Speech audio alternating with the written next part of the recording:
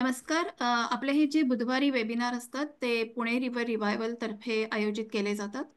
आपण मुख्यतः नदी आणि नदी बाजूचा जो झाडझाडोरा असतो तो एकूणच झाडी निसर्ग याबद्दल जास्तीत जास्त लोकांपर्यंत पोहोचायचा प्रयत्न करतो आणि जास्तीत जास्त लोकांमध्ये याबद्दल ची जागरूकता, नद्यांचे हक्क, निसर्गाचं महत्त्व, पर्यावरणाचं महत्त्व हे पोहोचलं पाहिजे असा आपला प्रयत्न असतो.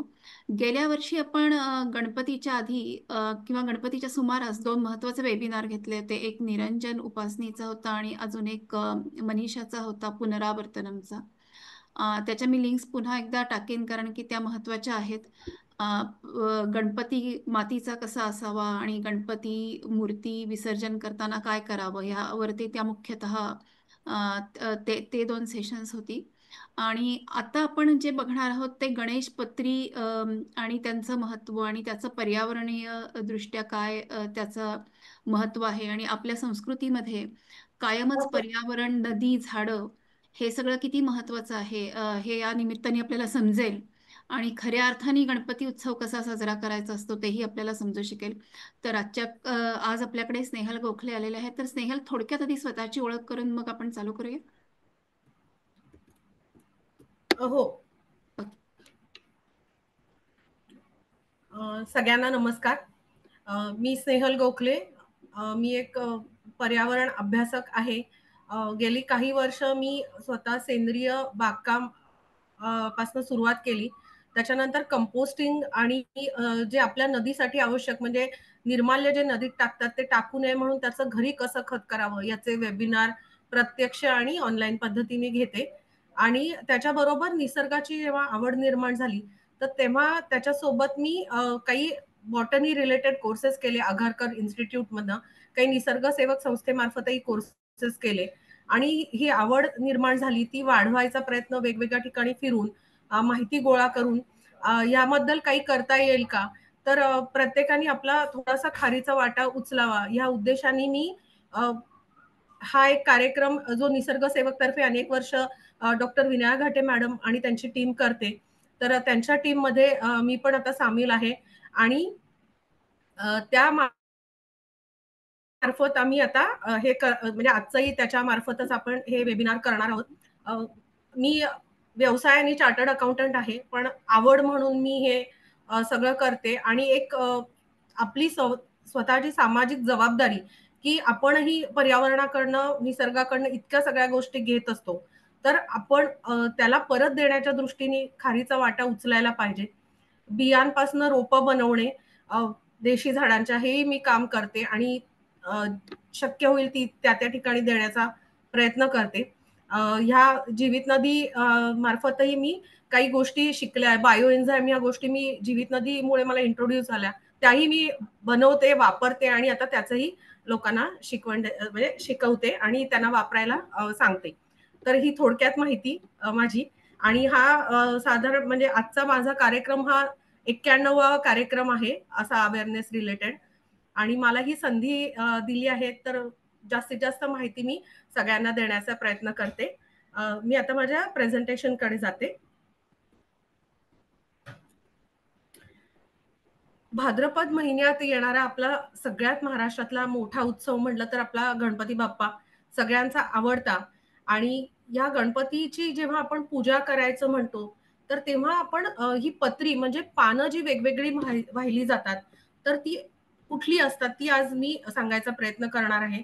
दुर्वा हे सगळ्यांना माहिती असतात, परंतु गणेश पूजेच्या आधी पण मला एक दोन गोष्टी आवर्जून सांगाव्याशा वाटतात की आपण कुठल्याही शुभ कार्याच्या प्रसंगी आपण आपल्या दाराला तोरण लावतो तर ते आंब्याचं लावतो. म्हणजे एक पहिलं पान जे आहे ते आंब्याचं पान आहे की जे पत्रीमध्ये नसलं तरी आपल्या शुभ कार्यासाठी आपल्याला आंब्याचं पान लागतं. मी सगळ्यांना आवर्जून विनंती करीन पहिल्या स्लाइडला की आंब्याच्या कोळी आपण टाकतो तर एक कोय आपल्या घरामध्ये कुंडीत रुजवली तर प्रत्येक वेळी तोरणासाठी लागणारी डहाळी आपल्याला लागणार नाही. ही पानं आपण आपल्या घरच्या घरी कुंडीमध्ये सहज वाढवू शकतो. गेले अनेक वर्ष मी अशा प्रकारे आणि 2-4 वर्ष वाढलं की मोठं झालेलं झाड आपण लावण्यासाठी देऊ शकतो. तर ही सुरुवात आपली पत्रीची इथून होते. दुसरं म्हणजे गणपतीला पूजेमध्ये आपण विड्याची पानं आणि सुपारी ठेवतो. तर विड्याची पानं ही सुद्धा खायचा जो पानाचा वेल आहे, तर तो वेल सुद्धा सहज घरी लावण्यासारखा आहे.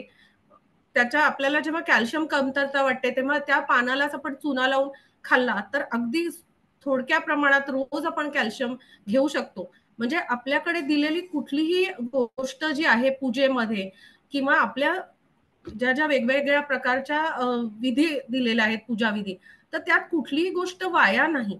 आणि निसर्गामध्ये तयार होणारी कुठलीही वनस्पती ही आपल्याला उपयोगाची नसली म्हणून ती काढून न टाकता त्याचा पर्यावरणामध्ये नक्कीच वाटा आहे.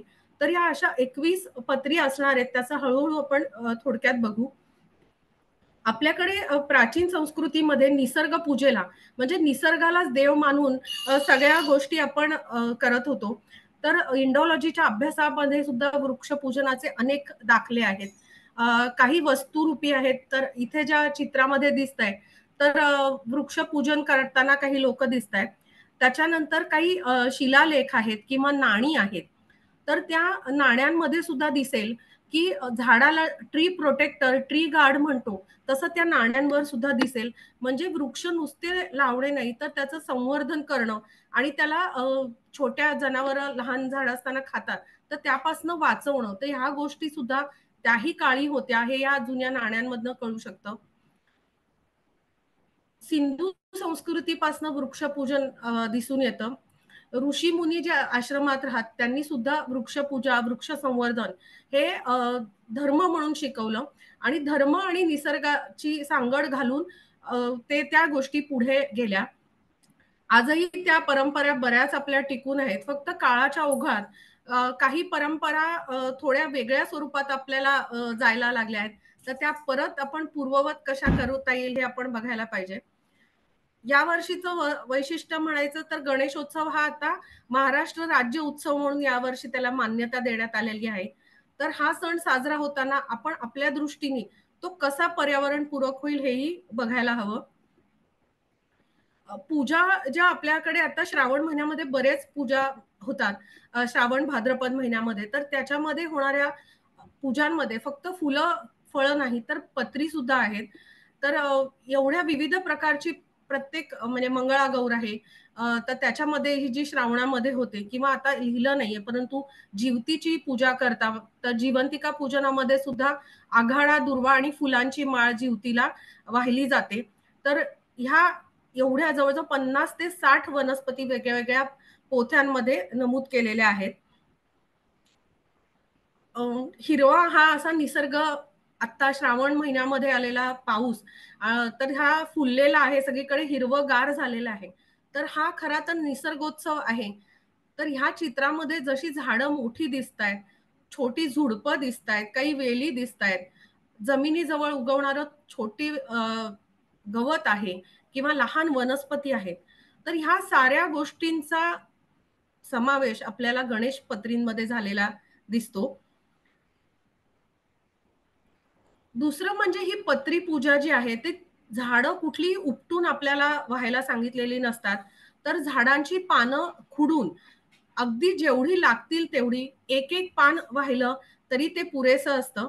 त्यामुळे झाडाच्या झाडं तोडणं हे चुकीचं आहे. तर हलकं झाड तोडणं म्हणजे पिंचिंग जसं म्हणतो, जर बागकाम म्हणलं, तर आपण कुठलीही वनस्पती वाढावी, झाड वाढावं म्हणून त्याचा शेंडा खुडतो, म्हणजे पिंचिंग करतो. तर अशाच प्रकारे त्यामागे जर आपण विचार केला, की वरच्या वरची पानं खुडून ती वाहिली, तर तिथे आपल्याला ती झाडं वाढायला उपयोगी होईल, असाही यामध्ये विचार असावा.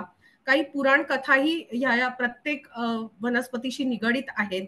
तर त्याही जरूर मुलांना सांगताना आपण त्याचा वापर केल्यास मुलांना त्या गोष्टींच्या रूपाने ती वनस्पती लक्षात ठेवायला आपण मदत करू शकतो. जवळपासच्या परिसरामध्ये ही झाडं असत, तिथून ही पत्री गोळा करत असत. आजीकडनं आईकडे, आईकडनं पुढच्या पिढीकडे असा हा वारसा पुढे-पुढे जायचा. वनस्पती ओळख त्यामार्फत होत होती आणि म्हणजे पिढ्यानपिढ्या हे ज्ञान आपल्यापर्यंत आज आलेलं आहे. आता काय होतंय, की आपल्याला पत्रींची माहिती नाही कारण आपल्याकडे शहरात तर ह्यातल्या किती मिळतील, काय मिळतील आपल्याला माहिती नसतं. त्यामुळे आपण ती विकत घेतो.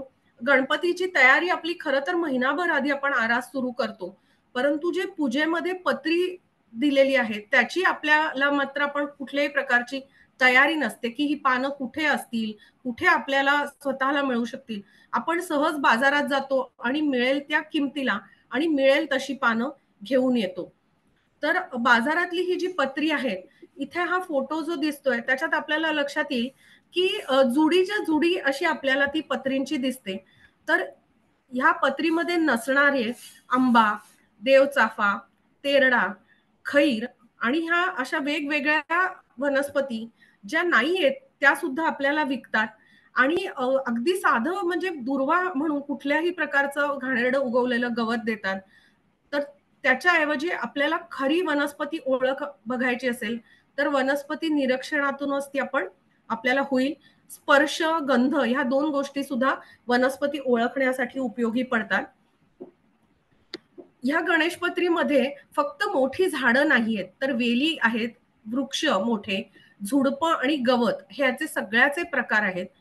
हे सांगायचं कारण असं, की आपल्याला जेव्हा निसर्ग वाचवायचा असतो किंवा साधं अगदी 5 जूनला आपण वृक्षारोपण करायला जातो, तर फक्त मोठी-मोठी झाडं लावली जातात. तर लक्षात घ्यायला पाहिजे, की पर्यावरणाच्या दृष्टीने जमिनीलगत असणारं गवत, छोटी-छोटी झुडपं, मध्यम आकाराचे वृक्ष आणि मोठे वृक्ष आणि त्याच्यावर पसरणाऱ्या छोट्या आणि वेली आणि महावेली या सगळ्यांचं निसर्गात स्थान आहे. आणि ह्या प्रत्येकावर अवलंबून असणारे छोटे कीटक, पक्षी, प्राणी हे आहेत.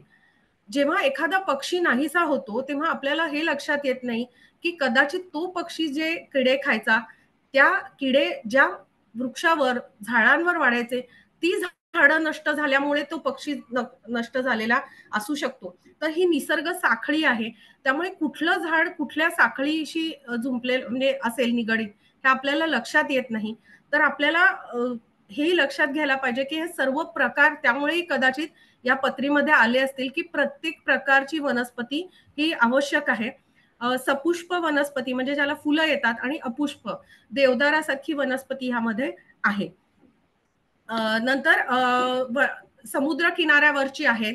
म्हणजे निरनिराळ्या अधिवासातल्या गणेशपत्री आपल्याला आहेत. जसं-जसं स्लाईड पुढे जाईल तसं-तसं त्या अनुषंगाने मी त्याचा अधिवास सांगीन. सगळ्यात पहिली पत्री आपण बघूया माका किंवा भृंगराज. या प्रत्येक स्लाइडमध्ये आपल्याला एक बोटॅनिकल नेम दिसेल. हे लिहिण्याचं उद्दिष्ट म्हणजे या वनस्पती आपण आज मराठीमध्ये ऐकतोय तर आपल्याला महाराष्ट्रात त्याची नावं ही माहिती असतील. पण प्रदेशागणिक आणि राज्यागणिक ही आणि देशागणिक ही नावं बदलतात.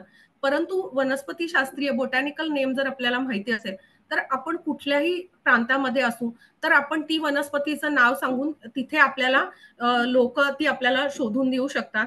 सो प्रत्येक स्लाइडमध्ये आपल्याला हे नाव दिसेल तिथे. सगळ्यात पहिली भृंगराज माका ही आपल्याला सुगंधी वनस्पती आहे आणि सगळ्यात आपल्याला माहिती असेल तर केशवृद्धीसाठी म्हणजे केस वाढण्यासाठी याचा वापर होतो. हिरवी छोटी पानं असतात. अतिशय लहान नखा एवढं छोटं फूल असतं पांढरं आणि ह्याचं वैशिष्ट्य म्हणजे पाऊस पडला की ही उगवते. पाऊस संपेपर्यंत 4 ते 5 महिन्यात त्याचा पूर्ण काळ पूर्ण होतो. फुलं येतात, फळं येतात, बिया येतात, बिया पडतात आणि नंतर पाऊस कमी झाला, पाणी मिळेनासं झालं, की हे झाड जातं आणि पुढच्या वर्षी पुन्हा योग्य अनुकूल परिस्थिती निर्माण झाली, की ते तयार होतं. तर अशा प्रकारे थोडा वेळामध्ये त्याची पूर्ण लाईफ सायकल पूर्ण होत असते. आपल्याला माहिती असणारं भृंगराज हे जे महाभृंगराज तेल आहे, तर त्याच्यामध्ये हा आपल्याला माका आढळतो घातलेला. आपण घरी सुद्धा अगदी साध्या खोबरेल तेलामध्ये ही माक्याची पानं घालून घरच्या घरी सुद्धा आपण तेल तयार करू शकतो. भारतात सर्वत्र आढळतं. पाणथळ जागी जास्त आढळतं आणि हे मुबलक प्रमाणात आहे आणि हे अगदी छोटं लहान 2 ते 3 फुटापर्यंतच वाढणारी वनस्पती आहे. दुसरी म्हणजे श्वेतदुर्वा. म्हणजे आपण दुर्वा आपल्याला वाहतो. त्या श्वेतदुर्वांचा उल्लेख आहे म्हणजे पांढऱ्या रंगाच्या दुर्वा. तर पांढऱ्या खडकाखाली असल्यास त्या किंचित पांढरा रंग त्याचा होतो. त्यामुळे त्या तशा दुर्मिळ आहेत. पण आपल्याला सहज वाढणाऱ्या हिरव्या दुर्वा मात्र आपल्याकडे सहज आहेत. आता सुद्धा जर आपण रस्त्याकडेला पाहिल्या, तर आपल्याला दुर्वा ह्या दिसतील. तर सहज आपण कुंडीमध्ये ह्या आणून लावल्या, तर त्या आपण टिकवू शकतो. त्याला जास्त काहीही देखभाल लागत नाही आणि आपल्याला स्वच्छ, चांगल्या आणि खऱ्या दुर्वा आपण गणपतीला वाहू शकतो. दुसरं एक सांगायचं म्हणजे आपल्याकडे येणारी हिरवळ म्हणजे दुर्वांची हिरवळ आपण काढून टाकतो आणि आपण लॉन लावतो. तर लॉन हे खरं तर परदेशातून आलेली गोष्ट आहे. तिथं ब्रिटनमध्ये किंवा भरपूर पाऊस आहे सतत, त्यामुळे त्यांना पाणी घालावं लागत नाही. आपण लॉन लावलं ही साधी आपली गवतं काढून, की तिथे आपल्याला पाणी देऊन आपण पाण्याची सुद्धा नासडी करतो. त्याऐवजी आपण आपल्या इथे असणारं हे दुर्वांसारखं सहज लावू शकतो. दुर्वांवरनं चालू सुद्धा शकलं तर एक थंडावा मिळतो. दुर्वा या मुळातच थंड आहेत आणि गोष्ट पण अशी आहे पुराणातली, की गणपतीनी अनलासूर नावाचा राक्षस हा गिळला आणि त्याच्या शरीराची प्रचंड दाह व्हायला लागला, आग व्हायला लागली. कशानेही त्या थांबेना. तेव्हा त्यांना 21 दुर्वा खायला दिल्या आणि मग ती आग थंड झाली. तर अशा या थंड म्हणजे असणाऱ्या दुर्वा आहेत. आपल्याकडे गर्भसंस्कारामध्ये सुद्धा ह्या दुर्वांचा वापर, दुर्वाच्या रसाचा वापर केला जातो. याचं पंचांग म्हणजे सगळ्या गोष्टी मूळ, खोड, पान, फुलं, बिया सगळ्या गोष्टी आपल्याकडे औषधामध्ये वापरल्या जातात. तुळस ही सगळ्यांना माहिती असणारी आहे. कृष्ण तुळस म्हणजे जी काळी डार्क हिरवी असते आणि दुसरी जी फिकट हिरवी असते त्याला राम तुळस असं म्हणतात. काष्ट म्हणजे ह्याचं जे खोड आहे, तर मंगळागौरी पूजेमध्ये काडवाती वापरल्या जातात. तर त्या काडवाती ह्या सुद्धा तुळशीच्या काड्यांपासून केलेल्या असतात. सहज उगवणारी आहे आणि आपल्याला माहितीची आहे. औषधी उपयोग तर आहेतच. खोकला वगैरे झाला तर तुळशीचा काढा आपण सगळेजण घेतो. कोविड काळात तर बरेच जणांनी अनेक दिवस या तुळशीचा काढा प्यायलेला आहे. इम्युनिटी बूस्टर म्हणूनही आहे आणि हवा शुद्ध होण्यासाठी आणि आपल्याकडे संस्कृतीत सुद्धा प्रत्येक घरामध्ये तुळशी वृंदावन असणं हे आपल्याला त्यामुळे ही सर्व परिचित अशी आहे. आघाडा किंवा अपामार्ग ही वनस्पती सुद्धा पाऊस काळात येणारी आहे. जिवती पूजेमध्ये ह्याचं महत्व आहे. तसंच हे पत्रीमध्ये आहे. आघाडा अतिशय औषधी आहे आणि आघाड्याच्या पानांची, कोवळ्या पानांची भाजी सुद्धा करून खाल्ली जाते. रानभाजीमध्ये सुद्धा याचा समावेश आहे. छोटं झुडूप असतं. त्याला तुरे येतात. काही वेळा गुलाबी रंगाचे असे गुळबट जांभळ्या रंगाचे तुरे चित्रात दिसतात किंवा पांढरट पण असतात आणि थोडेसे बारीक काटे असल्यामुळे ती सहज आपल्या म्हणजे आपल्या कपड्यांना चिकटून किंवा जनावरांच्या ह्याला चिकटून ती इतस्ततः बी पसरतं आणि बी प्रसार होऊन ही वनस्पती उगवते. ही सुद्धा वनस्पतीचं वैशिष्ट्य म्हणजे पुढून जरी हिरवट पान असलं तरी मागे सिल्वरी पान थोडंसं पांढुरकं पान असतं आणि हवेवरती जर झाड पानं डोलायला लागली तर मागची बाजू सिल्वरी असल्यामुळे आपल्याला ती ओळखू येणं सोपं असतं. उघड्या जमिनीवर, पड जमिनीवर जिथे काही नाही तिथे ही वनस्पती उगवून येते. तसंच शंखपुष्पी ही सुद्धा उघड्या माळरानावर किंवा पड जमिनीवर येणारी आहे. विष्णुक्रांता किंवा शंखपुष्पी ही जी वनस्पती आहे ती सुद्धा पंचांग उपयोगी आहे. ह्याचा उपयोग मुख्यतः मेमरी वाढवण्यासाठी किंवा मेमरी टॉनिक मध्ये याचा वापर होतो आणि शांत झोप लागण्यासाठी सुद्धा औषधांमध्ये याचा वापर केलेला दिसतो. अतिशय छोटी ही निळी फुलं असतात.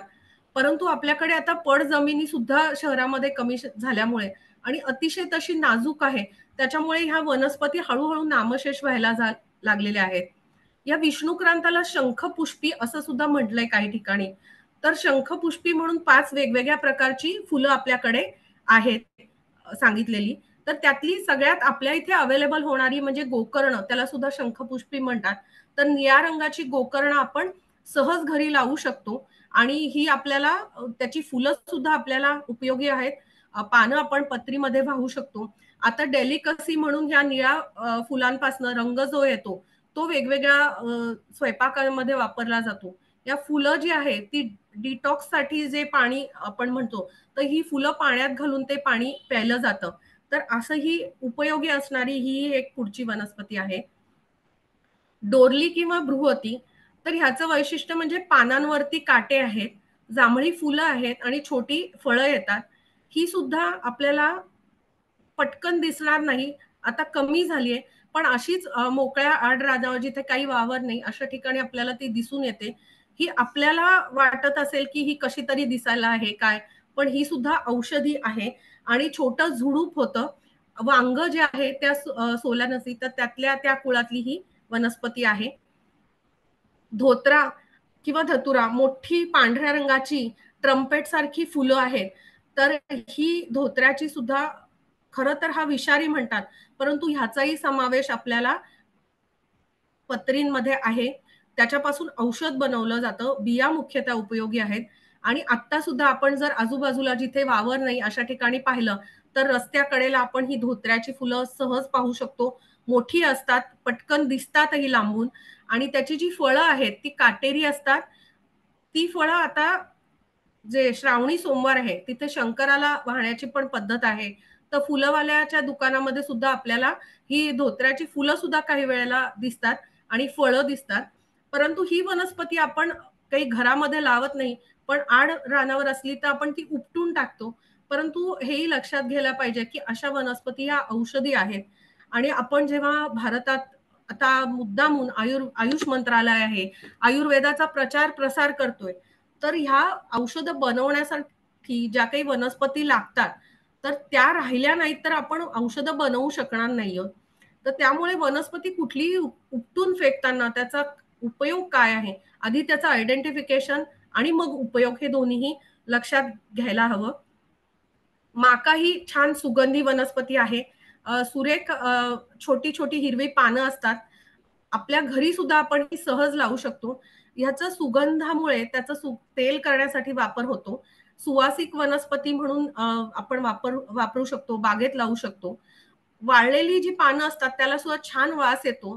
तर ती सुद्धा आपण कपाटामध्ये एखाद्या पिशवीमध्ये घालून ठेवली तर कपड्यांनाही छान वास येतो. तर अशी ही आपल्याला सुगंध देणारी छान वनस्पती आहे. त्याच्यात तुऱ्या छोटी अगदी बारीक फुलं असतात. तर त्याच्यावर छोटे कीटक जे आहेत ते सुद्धा आकृष्ट होतात. त्यांच्यासाठी हे खाद्य म्हणून सुद्धा आहे. काही प्रमाणात परसबागेमध्ये लावलेली आपल्याला आढळतात. रुई, मंदार तर ह्याच्यामध्ये फरक असा आहे, रुई जे आहे त्याची फुलं आपल्याला उजवीकडे चित्रात दिसतील. 5 पाकळ्यांचीच आहेत दोन्ही मंदार आणि रुई. परंतु मंदार जे आहे ते जांभळं आणि पांढरं दोन्ही रंगाचं असतं. त्याला मोदकासारखी थोडीशी फुलं असतात.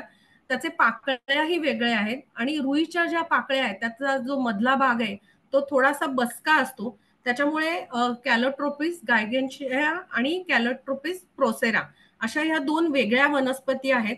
आपल्याला ओळख माहिती नसल्यामुळे आपण दोन्हीला रुई म्हणतो. परंतु ह्या 2 वेगळ्या वनस्पती आहेत. या सुद्धा पडजमिनीवर मुबलक येतात. ह्याची पानं आपल्याला एरवी सुद्धा मारुतीला म्हणजे हनुमानाला वाहिली जातात.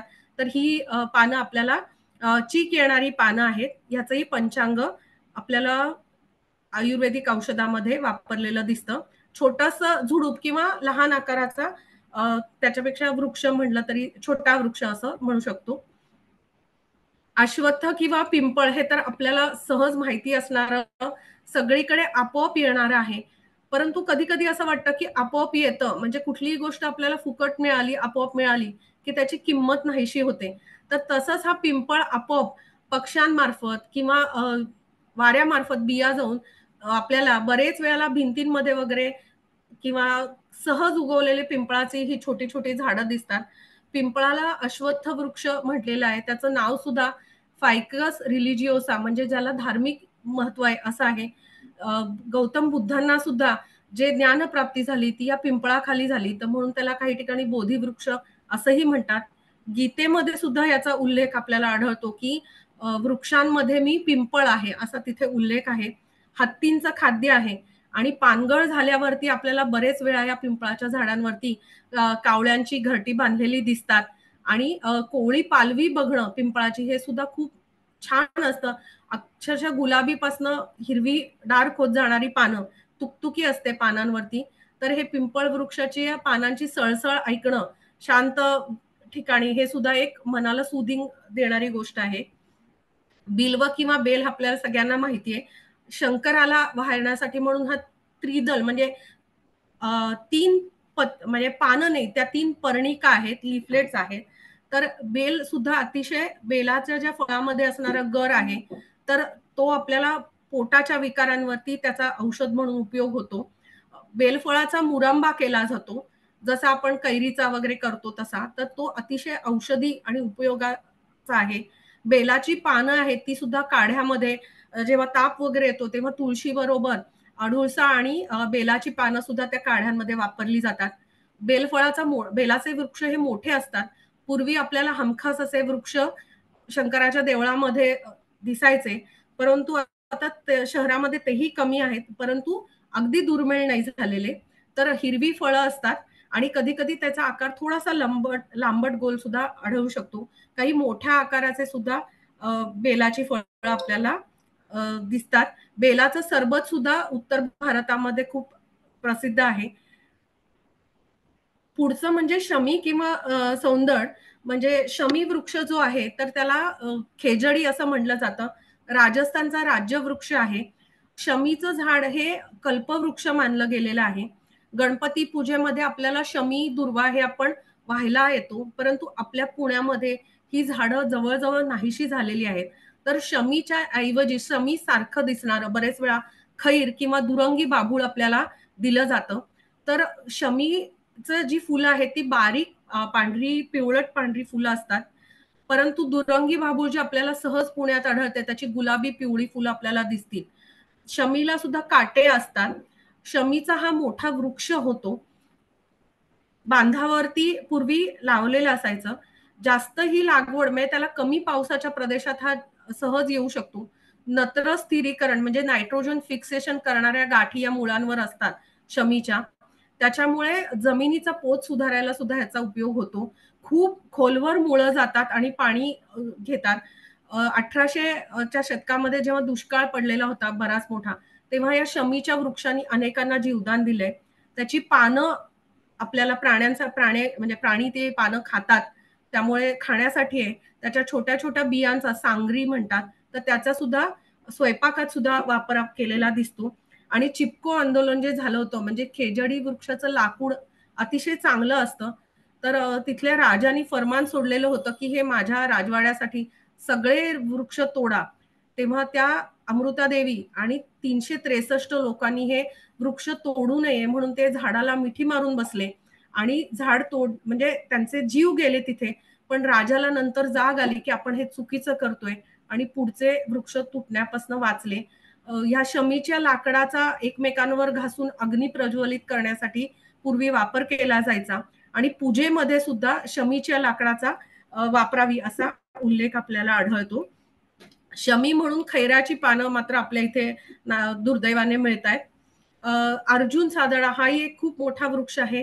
अर्जुनारिष्ट नावाचं जे हृदयावर गुणकारी असं जे औषध आहे, हे या अर्जुनाच्या सालीपासनं मिळतं. अर्जुनाचे छान वृक्ष मोठे असतात. त्याची ओळखण्याची खूण म्हणजे त्याच्या पानांना जिथे देठ आणि पान सुरू होतं, तिथे तेलग्रंथी म्हणजे आपल्याला तेलाच्या ग्रंथी म्हणजे ऑइल हे असतात. तर ही वृक्ष ओळखण्याची खूण आहे. फळं येतात. फळांपासून सहज ही रोपं लावता येतात आणि पटकन तशी उगवण होते. मी स्वतःही बिया रुजवून त्याची रोपं करून दिलेली आहेत. तर आपण हा वृक्ष थोडे वर्ष आपल्या घरी लावून कुंडीमध्ये वाढवून देऊ शकतो. ह्याचा अर्जुनाचं पान आपल्याला आपल्या घरी आपण काही वर्ष तरी नक्कीच पूजेला वाहू इतकं आपण वाढवू शकतो. त्याच्यानंतर देवदार हा खरं तर वृक्ष आहे हा हिमालयातला आहे. थंड प्रदेशातला आहे. सूचीपर्णी वृक्षांच्या श्रेणीतला आहे आणि हिमाचलचा राज्यवृक्ष म्हणून त्याला गणलं गेलंय. तर हा वृक्ष म्हणजे हिमालयामध्ये असून सुद्धा पत्रीमध्ये का आला याचं काही तसं कारण आढळत नाही. पण काही ठिकाणी असं म्हणलंय की ऋषीमुनी पूर्वी तप करायला तिथे देवदार वृक्षाखाली बसत असत. तर त्या ह्याच्यानी तो आला असावा किंवा काय, पण असं नक्की कारण त्याचं देता येत नाही. कोरीव कामासाठी हे लाकूड अत्यंत ह्याचं प्रसिद्ध आहे आणि तेल सुद्धा आपल्याला कॉस्मेटिक्स मध्ये वापरलेलं आढळतं. डाळिंब फळांची सुद्धा 2 झाडं आपल्याला ह्यामध्ये पत्रींमध्ये आढळतात. एक म्हणजे डाळिंब आणि दुसरं आपण बोर पाहणार आहोत. हिमोग्लोबिनसाठी अत्यंत गुणकारी हिमोग्लोबिन वाढवायला असं हे डाळिंब आहे. डाळिंबाच्या फळाचं लागवड आपण अगदी मोठी जर ग्रो बॅग घेतली किंवा पिंपामध्ये गच्चीवर सुद्धा करू शकतो. छोटी जागा असेल तर लहान वाढणारं हे छोटा वृक्ष आहे. अगदी सोसायटीच्या आवारांमध्ये सुद्धा आपण हा लावू शकतो. ह्याची फळं तर आहेतच, पक्षीही खातात, आपल्याला सुद्धा खायला आणि याची साल सुद्धा उपयोगी आहे. वाळलेली साल खडीसाखरेबरोबर हे खोकल्यासाठी दिली जाते आणि औषधामध्ये याचा वापर होतो. बोर किंवा बदरी जे झाड आहे ते आपल्याकडे खरं पूर्वी म्हण सुद्धा होती, की ज्या गावच्या बोरी त्या बाभळी, अशी आपल्याकडे म्हण सुद्धा प्रचलित आहे. तर पक्ष्यांना आवडणारं आणि आपल्याला सुद्धा सी विटॅमिन देणारी अशी ही बोराची फळं आहेत. तर पोट सुद्धा भरतं, म्हणजे क्षुधाशामक असं त्याचा उल्लेख आहे. तर हा बोरीचा वृक्ष आपल्याकडे बराच होता, पण दिसायला खूप छान नसल्यामुळे बऱ्यापैकी ते आपल्या शहरात कमी झालेले दिसतात. परंतु लागवडीखाली पण आहेत, कारण आज बोरं विकली जातात. त्यामुळे त्याला मॉनिटरी व्हॅल्यू असल्यामुळे त्याची लागवड केली जाते. बोराच्या झाडं जे पानं आहेत ती लंबगोल आहेत, वरून थोडी डार्क हिरवी असतात आणि मागच्या बाजूनी सिल्व्हरी असतात. बोराला काटे असतात. बोराचे अनेक प्रकार आहेत. ही चित्रात दिसणारी साधी बोरं आहेत आंबट गोड. त्याचप्रमाणे आपल्याला अहमदाबादी बोरं किंवा चनियावण्या बोरं किंवा घट्टबोर हा सुद्धा बोराचा प्रकार आपल्याला आढळून येतो. केतकी किंवा केवडा, तर ह्याचा जो अधिवास आहे तर हा समुद्र किनारी असलेली जी वाळू आहे तर त्या वाळूमध्ये येतो. म्हणजे कांदळवन ही वेगळी, दलदलीत येणाऱ्या वनस्पती वेगळ्या आहेत. परंतु ह्या जे केवडा आहे तो जी वाळू आहे समुद्र किनाऱ्यावरची, त्या वाळूमध्ये उंच उंच वृक्ष वाढलेले आपल्याला दिसतात. कोकणामध्ये आपल्याला हे दिसू शकतात, कोकण किनार यावरती. आणि केवड्याचं पान जरी म्हणलं तर हे ऍक्च्युली हे जे आहे ते केवड्याचं फूल असतं आणि ते फूल नर फूल असतो, त्याला सुंदर वास असतो आणि तो वास आपण वासासाठी ह्याचा वापर केला जातो. सुवासिक तेल त्याचं काढलं जातं आणि नरपुष्प ही सुवासिक असतात, हे त्याचं वैशिष्ट्य आहे. परंतु आपल्याला बागांमध्ये पुण्यामध्ये वगैरे आढळत नाही. वृक्ष प्रकारामध्ये हा मोडतो. नंतर वेलवर्गीय मी म्हणलं होतं तसं मोठा होणारा वेल म्हणजे हा मधुमालती आहे. मधुमालतीचा वेल जो असतो तो बऱ्यापैकी मोठा होतो आणि त्याची पांढरी फुलं असतात. आपल्याकडे शहरामध्ये येणारी फुलं जी आहेत ती गुलाबी आपल्याला दिसतात, त्याला आपण मधुमालती म्हणतो. परंतु ती खरी वनस्पती नसून ती रंगून क्रीपर आहे आणि पूजेमध्ये जो उल्लेख आहे ते मधुमालती आहे, तो वेल आहे. पण काही वेळा मालती पत्र असं जे म्हटलंय तर मोगऱ्याला सुद्धा मालती हे नाव आहे. त्यामुळे आपल्याला मधुमालती शक्य नसेल तर आपण मोगऱ्याची पानं वाहू शकतो. तर हा मोगरा आपण सहज लावतो सुद्धा. बरेच ठिकाणी आपण सुवासिक फूल म्हणून घरी लावलेला असतो, तर त्याची पानं आपण पत्री म्हणून वाहू शकतो.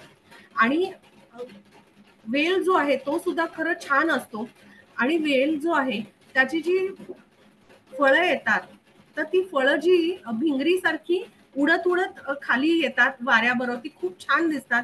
मध्यभागी म्हणजे तीन हे असलेला तो तीन पंख असलेली बी असते ती. तर पुण्याजवळ मला जे माहितीये ते सिंहगड पायथ्याशी एक गप्पांगण म्हणून कृषी पर्यटन केंद्र आहे. तिथे हे माधवी लतेचं मी मोठं हे पाहिलेलं आहे. आणि काही ठिकाणी पुण्यामध्ये लोकांनी आपापल्या बंगल्यांच्या आवारामध्ये सुद्धा ही लावलेली आहेत. सुवासिक फुलं आहेत म्हणून क्वचित आपल्याला लागवड त्याची दिसते. नंतर कण्हेर हे आपल्याला बरीच परिचित आहे. बरेच वेळेला बागांमध्ये, घरामध्ये, छोट्या छोट्या अगदी हॉटेल्सच्या प्रिमायसेस मध्ये सुद्धा भरपूर फुलं येणारं म्हणून हे कण्हेर आपलं लावलं जातं. कण्हेर हे फुलपाखरांसाठी सुद्धा एक होस्ट प्लांट म्हणून आहे. लागवडी खाली आहे, भरपूर रोपं सहज मिळू शकतात. फक्त ह्याच्या चीक असणारी ही वनस्पती आहे आणि औषधामध्ये ह्याचाही वापर केला जातो. जाई हे आता शेवटचं आहे, जातीपत्र किंवा जाई. तर जाईचा जो वेल आहे सुगंधी फुलं आणि ह्याची जी पानं असतात तर पानाचा उपयोग तोंड येतं तेव्हा कोळी पानं चावून खाल्ली जातात, त्यांनी तोंड आलेलं कमी होतं. पानं आणि फुलं ही दोन्ही उपयोगी आहेत. सहज येणार आहे आणि आपल्या घरी लावू शकतो असा कुंडीमध्ये लावण्यासारखा हा वेल आहे. आपल्या संस्कृतमध्ये जायफळाला सुद्धा जाती असं नाव आहे. त्यामुळे जाती म्हणजे जायफळ, तर जायफळ वृक्षालाही जाती वृक्ष म्हणतात. त्यामुळे तोही उल्लेख आपल्याला लक्षात घेण्यासारखा आहे. ह्या सगळ्याच उपयोगी वनस्पती आहेत हे आपल्याला एकूण लक्षात येईल. तर ही पत्री शेवटची सगळ्यात वनस्पती म्हणजे आपण हादगा किंवा अगस्ती. तर ह्याची फुलं बरेच वेळा आपल्याला भाजी मंडईमध्ये दिसतात आणि हे सहज पटपट वाढणारा हा छोटेखानी वृक्ष आहे आणि ह्याची फुलं खाल्ली जातात. त्याच्यामध्ये चांगले म्हणजे काय म्हणतो आपल्याला उपयोगी अशीच ही फुलं आहेत. पटपट वाढणारी आहेत. ह्याही झाडांच्या मुळावर नायट्रोजन फिक्सेशन करणाऱ्या गाठी असतात. त्यामुळे जमिनीचा पोत सुधारायला सुद्धा याचा उपयोग होतो. मी स्वतः सुद्धा घरी गच्चीवर हे झाड वाढवलेलं आहे आणि गच्चीवरच्या झाडाला सुद्धा भरपूर फुलं येतात. छान ऊन असेल तर आपल्याला ही पळसासारखी ही फुलांचा हे थोडासा आकार दिसेल, पांढरी किंवा थोडीशी पिवळट, पण काही वेळेला हल्ली गुलाबी जांभळट रंगाचा सुद्धा हादग्याची फुलं असणाऱ्या हादगा आपल्याला काही ठिकाणी उपलब्ध आहे. आता जाता जाता की हे सगळी पत्री आपण वाहतो ती निसर्गाने तयार केलेली आपण एक दिवस वाहतो आणि ती कचऱ्यात टाकतो. दुसरं म्हणजे कचऱ्यात टाकायच्या पेक्षा अजून वाईट म्हणजे आपण प्लास्टिकच्या पिशवीत घालून ती नदीत टाकतो. तर आपण नदी संवर्धन म्हणतोय तर आपण ही कुठलीही पत्री, कुठलंही फुलं आपल्याकडनं नदीमध्ये टाकलं जाणार नाही. प्लास्टिकच्या पिशवीमध्ये भरून जे लोक टाकतात त्यांना आपण सांगू. नदीकाठी बरेच ठिकाणी आपल्याकडे आता व्यवस्था केलेली असेल, निर्माल्याचे मोठे मोठे कुंभ ठेवलेले असतात, त्यात घालू शकतो. आणि निर्माल्याचं खत करणं अतिशय सोपं आहे. वेगवेगळ्या वेळेला वेबिनार सुद्धा घेतली जातात, त्याची प्रशिक्षण घेतात. मी सुद्धा निसर्ग सेवक तर्फे वैयक्तिक ही अनेक याची प्रात्यक्षिक घेतलेली आहे. कोणाला इच्छा असेल तर त्यांनी जरूर माझ्याशी संपर्क करावा. याचे व्हिडिओ सुद्धा उपलब्ध आहेत युट्यूबला. तर याचं खत करावं आणि कुठेही प्रकारे आपलं नदी प्रदूषित होणार नाही ह्याच्याकडे आपण बघावं. दुसरं म्हणजे पर्यावरणपूरक आरास असावी. कुठेही प्लास्टिक, थर्माकोल याचा वापर नसावा. कागदांचा सुद्धा वापर कमी करावा, कारण कागद सुद्धा शेवटी झाडं तोडून येतोय. तर ह्या पर्यावरणपूरक आरास म्हणून मायक्रोग्रीन्स लावलेले दिसत आहेत किंवा गणपतीच्या आकारामध्ये मायक्रोग्रीन्स उगवलेले दिसत आहेत. तर अशी आरास करताना आपण झाडं, पानं, फुलं यांचा वापर करूया. कोकणामध्ये माती बांधणं हा प्रकार आहे. म्हणजे गणपतीला जो बसवतात तो देव्हाऱ्याच्या वरती उपलब्ध असणारी फुलं, पानं आणि फळं बांधली जातात. तर जरूर त्याची सुद्धा YouTube वरती व्हिडिओ आहेत, तर सगळ्यांनी बघावं. तर अशी निसर्गात मिळणाऱ्या वनस्पतींपासनं, फुलांपासनं आपण आरास करावी. दुर्दैवानं घराला लावणारी तोरणं आणि देवाला वाहणारे हार सुद्धा प्लास्टिकचे येत आहेत. तर आपण आपल्याकडनं तरी हे प्लास्टिकचे हार आणणं हे पूर्ण बंद करू शकतो आणि इतरांनाही याबद्दल अवेअर करू शकतो. गणेशपत्री ही जी मी माहिती दिली ती आम्ही व्याख्यान स्वरूपामध्ये वेगवेगळ्या सोसायटीमध्ये, शाळांमध्ये दाखवतो, ज्याद्वारे हा अवेअरनेस पसरेल की सगळी झाडं ज्यातली शक्य आहेत त्यातली ती आपल्या घरी आपण लावू शकतो आणि त्यायोगे निसर्गामध्ये आपल्याला वाचवण्यासाठी आपलं योगदान देऊ शकतो. ह्याहीसाठी तुम्ही आम्हाला संपर्क करू शकता. तर ह्या सगळ्या माहितीतनं आपल्याला एक संस्कृत श्लोक पण आहे की नास्ति मूलम अनौषधम, म्हणजे कुठलं, म्हणजे हा श्लोकाचा अर्थ असा आहे की कुठलंही अक्षरात मंत्र होत नाही असं नाही, कुठलंही मूळ किंवा वनस्पती औषध नाही असं नसतं, गुण नसलेला व्यक्ती नसते, परंतु ह्या सगळ्याचं योजना करून त्याचा योग्य वापर समजून करणारा योजक दुर्लभ असतो. तसं आपल्याकडे औषधी आहेत, आपल्याकडे काही नॉलेजेबल माणसं आहेत, पण ह्या सगळ्यांनी एकत्र येऊन एकमेकांना ह्याचं ज्ञान देऊन अवेअरनेस वाढवणं हे आता गरजेचं झालंय. तर ही सगळी गोष्ट यातलं जे जे जमेल ते प्रत्येकाने करावं हे एवढं आपल्या सगळ्यांना आवाहन करते. आणि हे सगळं माझं प्रेझेंटेशन करण्यासाठी आमच्या मॅडम डॉक्टर विनया घाटे आणि आमच्या निसर्ग सेवकच्या सगळ्या टीमनी मला जी मदत केली त्यांचेही आभार मानते आणि आपण सगळेजण जॉईन झालात त्यांचे आणि पुणे रिव्हर रिवायवल या संस्थेचे पण मी आभार मानते. धन्यवाद. खूप खूप धन्यवाद स्नेहल. खूपच महत्वाची माहिती होती आणि शेवटी सांगितलं तसं योजकच तत्र दुर्लभ. त्या प्रकारे निसर्ग सेवकचे सगळे लोक आणि तुम्ही या सगळ्यांनी हे महत्वाचं हे सगळं ही योजना केली आहे आणि लोकांपर्यंत पोहोचवलं आहे. दुर्दैवाने आपल्याला गणपती उत्सव म्हणजे खूप सारा दंगा, खूप सारा गोंगाट, खूप सारं प्रदूषण आणि जसं आता सांगितलं तसं की प्लास्टिकची आणि अशी आरास, हारांपासून तोरणांपर्यंत सगळं प्लास्टिक आणून लावणं असं झालेलं आहे आणि त्यामुळं अशा काळामध्ये खरा गणपती उत्सव काय आहे, खरी संस्कृती काय आहे हे सांगणं खूप महत्वाचं आहे. त्या निमित्ताने बऱ्याच झाडांची ओळख झाली. ज्यांना कोणाला प्रश्न असेल ते कृपया इथे टाईप करा. आपल्याला वाईट अनुभव आल्यामुळे आपण हे चालू केलेलं नाहीये कोणाचा ऑडिओ. तर प्रश्न कृपया तुम्ही कुठल्याही भाषेमध्ये विचारू शकता, हिंदी, मराठी, इंग्लिश. आपण ते आणि प्रश्न घेऊया. म्हणजे एक गोष्ट माझी बोलताना राहिली, की आपली जी नदी काठी, तर अर्जुन हा वृक्ष हा पाण्याकाठी जास्त चांगला वाढणार आहे. तर आपण नदी किनारी जेव्हा ट्री वॉक असतात वेगवेगळे, तेव्हा नक्की जा. अर्जुन वृक्ष भरपूर आपल्याला नदी किनारी असतो. जी जमिनीची धूप आहे ती नदीकाठी थांबवण्यासाठी या अर्जुन वृक्षाचं खूप महत्व आहे.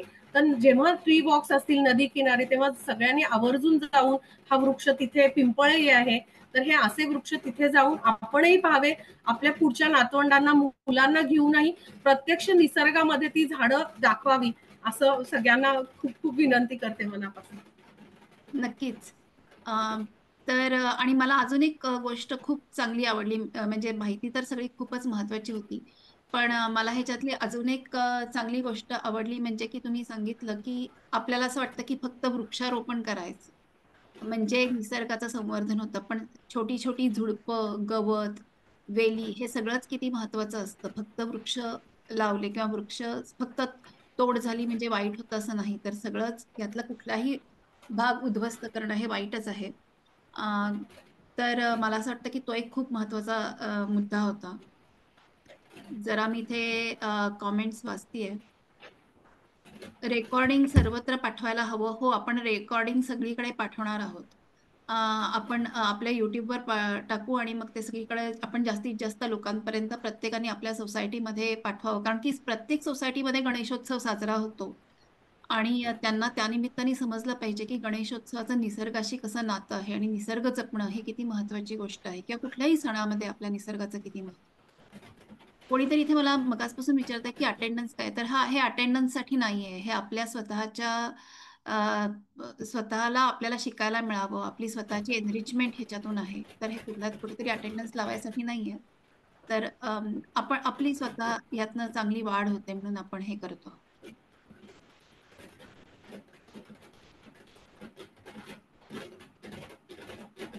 अजून अजून कोणाला प्रश्न असतील तर it is also for attendance. Okay, I did not know that. मला माहिती नाही की कोण अटेंडन्स घेत आहे आणि कोण अटेंडन्ससाठी आला आहे, पण मला असं वाटतं की तुम्ही ज्याही कारणासाठी आला असाल, तुम्हाला ह्याच्यातून बरंच काही शिकायला मिळालं असेल. ओके, ठीक आहे. काही स्टुडंट्स आलेले आहेत. तर मला असं वाटतं की तुम्हाला अटेंडन्स तुमचा घेतला जाईलच, जे जे कोणी तुमचा अटेंडन्स बघत असतील. पण त्याच्यावर महत्त्वाची गोष्ट म्हणजे मला असं वाटतं की तुम्ही जर विद्यार्थी असाल, तर तुम्हाला ह्याच्यातून खूप काही शिकायला मिळालेलंच. एक अजून एक गोष्ट म्हणजे मी सांगताना सांगितली, की शमी, दुरंगी बाबूळ हे कन्फ्युजन खूप आहे, कारण सारखी दिसणारी पानं आहेत. तर oneflora.in म्हणून आमचेच निसर्गसेवकचे आहेत. तर त्यांनी एक छान वेबसाईट सारखं तयार केली आहे. तर त्याच्यामध्ये शमी कसं ओळखावं, त्याच्या खुणा काय आहेत, काटे झाडांवर कुठे असतात, म्हणजे झाड बघताना सुद्धा पानाच्या बेचक्यात आहेत काटे, का मध्ये आहेत, कुठे आहेत, सरळ आहेत, वाकडे आहेत. तर हे बघणं म्हणजे निरीक्षणामध्ये काय काय छोट्या छोट्या गोष्टी, तर तिथे तुम्हाला ते शमी, बाबूळ, खैर ह्याचे सगळ्याचं डिफरन्सिएशन, कोणाला अभ्यास करायचा आहे त्यांनी जरूर तिथे पण जाऊन बघावं, तर तुम्हाला त्याची अगदी डिटेल माहिती मिळेल. आपला वेळ कमी असल्यामुळे मी थोडक्यात गोष्टी सांगितल्या. बरोबर. इथे अजून एक अशी टिप्पणी आलेली आहे की पीएमसी आणि पीसीएमसी अशा दोन्ही मनपा अधिकाऱ्यांना हे पाठवायला पाहिजे, कारण त्यांना या मार्गदर्शनाची आवश्यकता आहे. बरोबरच आहे. वेगळ्या वेगळ्या कार्य, कारण की त्यांना झाडं म्हणजे फक्त मोठी झाडं असं वाटतं. त्या मोठी झाडं जेव्हा ते तोडतात आणि असं म्हणतात की जे ते ट्रान्सप्लांट करणार आहेत, त्यावेळेला त्याच्या आजूबाजूची कितीतरी छोटी छोटी महत्वाची झुडपं, वेली आणि गवत हे नष्ट होत असतं. आणि त्यामुळे मला असं वाटतं की त्यांना ह्या मार्गदर्शनाची खरोखरच आवश्यकता आहे. oneflora.in ही महत्वाची वेबसाईट आहे. तुम्ही जर ह्याच्या आधीचे वेबिनार तुमचे बुडले असतील आणि तुम्हाला बघायचं असेल, तर तुम्ही YouTubeवर जाऊन पुणे रिव्हर रिवायवल असं सर्च केलं तर तुम्हाला तिथे आमचे जुने सगळे वेबिनार बघायला मिळतील. आणि हा पण वेबिनार आपण तिथेच अपलोड करणार आहोत. त्याच्यामुळे पुढच्या एखाद्या आठवड्यामध्ये तो अपलोड होईल. मी लिंक पाठवीनच, पण नाहीतर तुम्ही YouTubeवर जाऊन बघू शकता आणि जास्तीत जास्त म्हणजे तुमच्या सोसायटीमध्ये, मित्रमैत्रिणींमध्ये हे पाठवू शकता. म्हणजे आपल्याला हे जास्त लोकांपर्यंत पोहोचवायला त्याचा फायदा होईल. दुसरं एक निवेदन मी आधी केलं होतं म्हणजे आपण ही जी सगळी नदी संदर्भात काम करतो त्यातलं सगळं काम किंवा बहुतांशी काम हे सगळे आपले जे व्हॉलंटियर्स आहेत ते स्वतःचे पैसे खर्च करून करत असतात. आपल्या खूप साऱ्या व्हॉलंटियर्सनी आणि विद्यार्थ्यांनी, आज काही विद्यार्थी पण आलेले आहेत, हे बऱ्याचशा मुळेकाठच्या झाडांचं मॅपिंग केलेलं आहे. म्हणजे प्रत्येक झाड जायचं, ते कुठलं आहे ते बघायचं, त्याचा फोटो घ्यायचा, त्याचे अक्षांश रेखांश नोंदवायचे आणि त्याची गर्थ म्हणजे त्याचा घेर मोजायचा. असं सगळं काम शेकडो लोकांनी सहभागी होऊन केलेलं आहे आणि ते त्यांनी स्वतःहून केलेलं आहे. तर अशा प्रकारची बरीच आपण कामं करतो. हे डॉक्युमेंटेशन जर चांगल्या प्रकारे व्हायचं असेल, की नदी आणि नदीमधली आणि नदीच्या आजूबाजूची जी जैवविविधता आहे, त्याचं जर चांगल्या प्रकारे डॉक्युमेंटेशन व्हायचं असेल, तर कृपा करून तुम्ही सगळ्यांनी जेवढे जेवढे शक्य आहे तेवढी या कार्यासाठी मदत द्या. मी मगाशी इथे लिंक पाठवली होती. पुणे रिव्हर रिवायवल .com वर एक डोनेट बटन आहे. तिथे गेलात तरी चालेल. आणि रेझर पेनी पे करणं आता अतिशय सोपं झालेलं आहे. तर पुन्हा एकदा मला सगळ्यांना सांगावसं वाटतं की ज्यांना शक्य आहे त्यांनी अ, या कार्यासाठी हातभार लावावा. आणि स्नेहल खूपच महत्वाचं हे झालं सेशन. खूप खूप धन्यवाद. आणि मला बऱ्याच लोकांनी विचारलं की कॉन्टॅक्ट मिळेल का, तर तुम्ही मला विचारा तर मी कॉन्टॅक्ट देऊ शकेन किंवा इथे हो, दिलेला चालेल, इथे फोन नंबर देता हो, येईल. हो. मी कॉन्टॅक्ट नंबर देते इथे. टाइप केलाय मी. म्हणजे तुम्हाला सगळ्यांना मिळेल. आणि हं. ज्यांना खताबद्दल सुद्धा विचारायचंय, तर तुम्ही मला WhatsApp करा. आणि स्नेहल गोखले अशाच नावानी YouTubeवरती तुम्हाला निर्माल्य खताचे 2-3 व्हिडिओ आहेत. घरी कसं करावं, त्यात शंका काय येतात, 1-2 व्हिडिओ आहेत. तर तुम्ही ते पण बघा. मला तुम्ही मेसेज केला तर तुम्हाला मी कसं करायचं ते लिंकही पाठवीन. कुठलीही शंका आली तरी किंवा काही अडचण येत असेल तर नक्की विचारा. कारण बऱ्याच वेळा लोकं सुरू करतात आणि काहीतरी अडचण आली, थोडे किडे झाले की ते बंद करतात. तर बंद करू नये म्हणून नक्की विचारा. आमचा सगळ्यांचा हाच प्रयत्न असतो की जेवढे लोकं करण्यास इच्छुक आहेत, तर त्यांना आम्ही मदत करू. जे आमच्या अनुभवातनं आले त्या गोष्टी आम्ही त्यांना नक्कीच शेअर करू. त्याच्यात कुठलंही काही फी नाही, काही नाही. एक आपल्याकडनं खारीचा वाटा प्रत्येकाने उचलावा एवढीच सगळ्यांची इच्छा आहे. नक्कीच. खूप खूप धन्यवाद. छान झालेलं आहे. आणि आपण पुढच्या बुधवारी पुन्हा एकदा भेटू. आणि मला असं वाटतं खरे धन्यवाद म्हणजे प्रत्येकाने अ, निसर्गपूरक, पर्यावरणपूरक गणपती उत्सव साजरा करणे, शक्य होतील तेवढी झाडं लावणे, आपापल्या घरामध्ये खत करणे आणि नदीमध्ये कुठलंही प्रदूषण न करणे, हेच सगळ्यात महत्त्वाचे धन्यवाद होतील. तर त्याच्यामुळे आपण त्या प्रकारे चांगले धन्यवाद देऊया आणि पुढच्या बुधवारी पुन्हा भेटूया. नमस्कार. नमस्कार. धन्यवाद.